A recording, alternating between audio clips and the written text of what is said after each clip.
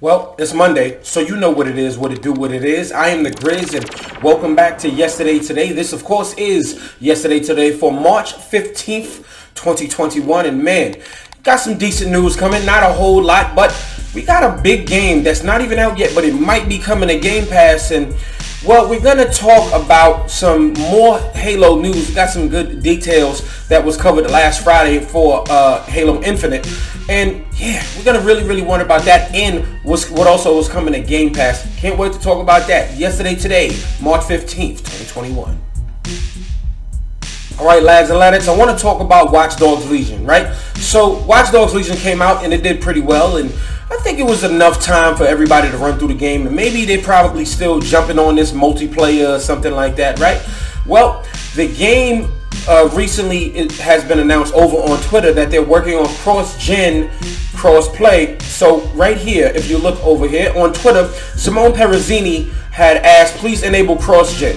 And they said, while crossplay and cross-generation play is currently not available for Watch Dogs Legion online mode, the development team is working on adding this feature to the game with a later update. Now that actually makes me pretty happy because I want to see this type of thing normalized. Cross-gen, cross-play, and of course cross-progression, because why not? Everybody, and if you're like me and you're a gamer to my caliber, then you probably have bought multiple games on multiple different platforms. I'm talking about before Bethesda, before the acquisition with Xbox, I done bought Doom 2016 and Doom Eternal, and I bought Doom on the PS4, and then I even bought Doom again while I was actually gifted Doom on the Switch, but I beat that game 2 to 3 times. I bought Hyper Light Drifter numerous times. I've said that on the channel. Transistor, and of course Bastion. So it would be really nice to be able to carry your saves from one system to the next. So maybe, you know, you bought it on another system, you feel like it operates on another system, something like that. But it's really good to see Watch Dogs Legion, and I'm hoping that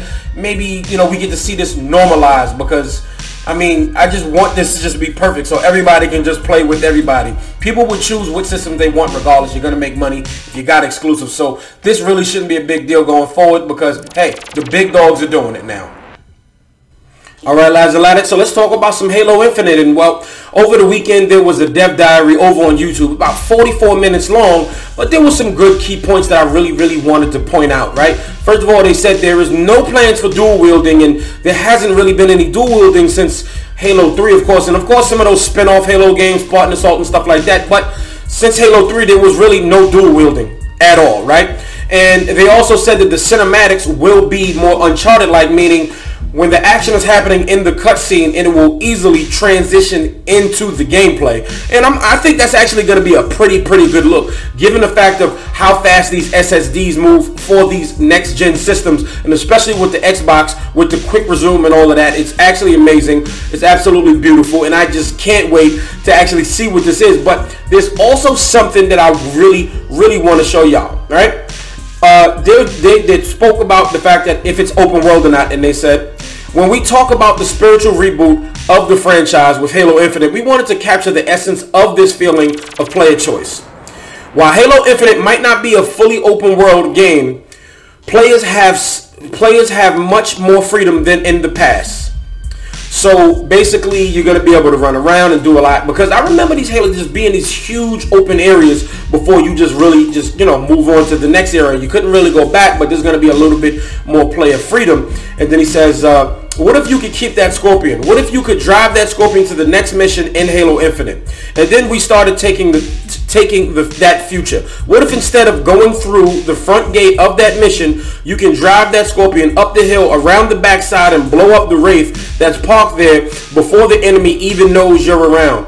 This really struck a chord with us. Now, what that actually sounds like for me is basically when you play Metro Exodus or any game like that, where it's not exactly open world, but it's these huge open areas that you can actually maneuver and manipulate, in a sense of basically just open world wide. I don't really know how to word it, but you know, it's just like it's an open world, but it's just these huge open areas, and so you just probably have 3 or 4 objectives that's for the mission in that specific area. And I really dig this. God of War actually used this too. While you can travel between the realms and all parts in God of War, but it's still kind of linear, and you know, you kind of got that area where you can go and collect and do this stuff or whatever. But I really like this idea for Halo Infinite. I'm actually I'm getting closer to excited. You know, do I have a whole lot of faith? Nah, I'm holding that back a little bit. One thing I do have faith in is that the gunplay will be absolutely superb, and I don't know if that'll be enough. I mean, I do like the grappling hook idea, and I just can't wait to see this. Let me know down in the comments below, though, what you think about this. Are you a Halo fan? Are you excited for Halo Infinite? And what do you think about the whole new dual wielding thing? And what do you think about these large open areas? And that actually sounds very similar to what Halo has been as a whole. Let me know down in the comments below, though.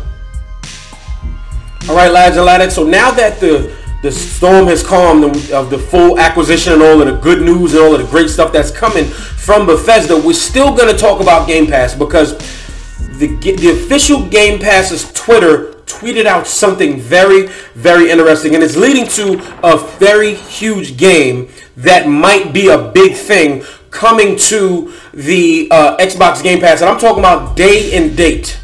Okay?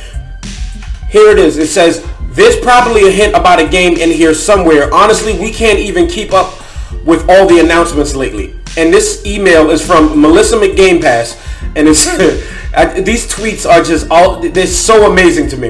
And it says, hey team, so much news today. Hope you don't mind if I add some more. Although it's completely unrelated to the other announcements. That new game has been confirmed and is officially coming to the service. As always, keep this confidential.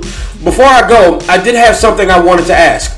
Has anyone else noticed a mysterious signal appearing in the distance lately, or am I the anomaly in this situation? Weird question, I know. Thanks, Melissa. She's the Executive Senior VP Lieutenant of General Video Game Communications. And of course, there's nobody really there that is named Melissa McGamepass, of course, but I definitely love their Twitter, and I'm really thinking, right? Some people are saying Batman. No. I am 100% going that this might be Outriders. Now, I had a conversation with a friend, shout out to you, TJ, that he said it might not come day and date, because it would definitely upset people if they pre-ordered the game. You can still stop it, but if they pre-ordered the game, now if they announce it sometime soon, the game will be coming out in just a few weeks. April 1st, it officially comes out. If they announce it before April 1st, everybody's going to either get an Xbox or they don't, or they're going to cancel their pre-orders, because why buy a game and pay $60 when I could just pay $15 and maybe play for that month and that's it? Because if they launch it on Game Pass, that would be freaking insane, because this is one of those games that I am really excited for, right? As I've said, I've worked on a video and I will be unlocking it soon. This seems like the very opportune time to unlock the video. But what I will say is that I'm excited for it. The demo that I played and the gameplay that I have is on the PS5. Of course, it's PS4 gameplay because it's not optimized for the PS5 yet. But imagine this if it's on Xbox Game Pass. Imagine if it's on PC. If it's on PC Game Pass, then I will be running it at 120 frames per second on my PC, most definitely, because I do not have a Series X yet, and the PC will have to suffice up until then, because I don't see a call for it yet. I would love an Xbox Series X, though, if you're watching Microsoft. Don't get that twisted. But what I will say is Outriders, right? I feel like if they put it straight on Game Pass, there will be some room for error, because people will complain like, oh man, this is whatever, but it's on Game Pass. It is on Game Pass. It gives them a little bit of wiggle room, and maybe they can get some funds. Maybe Xbox cut a good check to give them great finances so they can work out the bugs, because this is a games as a service. It's gonna always be on. You're gonna have to keep updating it, and Xbox might have just gave them a good amount of money so they can keep it funded and keep updating it and keep it working. And I'm really interested in. Now, while it's not confirmed that they haven't been cleared, but they said anomaly. The big thing in Outriders is that the storm that gave all Outriders their powers is called the anomaly, because they don't know what it is.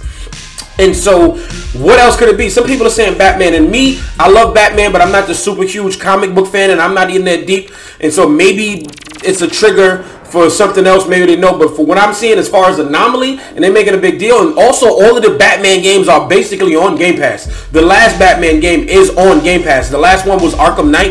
If it's not still on Game Pass, it has been on there. And I don't think that they would make such a big deal unless they're updating it on Game Pass, but that doesn't really seem to make a big deal out of it. But if Outriders day and date is on Game Pass, will be a huge flex and be taking money away from competitors, from the PC front, from of course the PlayStation front. That would be a straight crazy flex, but I'm really interested. And if it is, then I guess I will be playing it on PC or even my Xbox One X, and it's all good. But let me know what you think about in the comments down below, because they're not being direct, but they're throwing some hints, and I'm really wondering what it is. Let me know what you think about this in the comments down below, though, because I'm really curious to hear what you think. Alright, lads and laddies, that is it for today. Thank you for tuning in. Let me know down in the comments below what you think about all of this. What you think about Outriders possibly coming out to Game Pass. Won't say day and date, but they are talking about it already, and the game hasn't even come out yet. So there's a lot to ponder there and lust. Just go ahead and discuss it below. Let's have a whole discussion about this, right? And of course, let us just talk about everything else and down in the comments below. But we'll see you on the stream tomorrow, Tuesday. Don't know what I'm streaming yet, but if you got any suggestions, go ahead and leave me something in the comments, see what I got. Maybe I'll put up a poll or something. Don't forget to follow me on all forms of social media. Go ahead and hit this like button on your way out if you haven't already. If not, hit the dislike. It's all good. Oh, and go ahead and subscribe if you're new here, and hit that notification bell so you know when your boy is posted. But lads and laddies, this video is finito.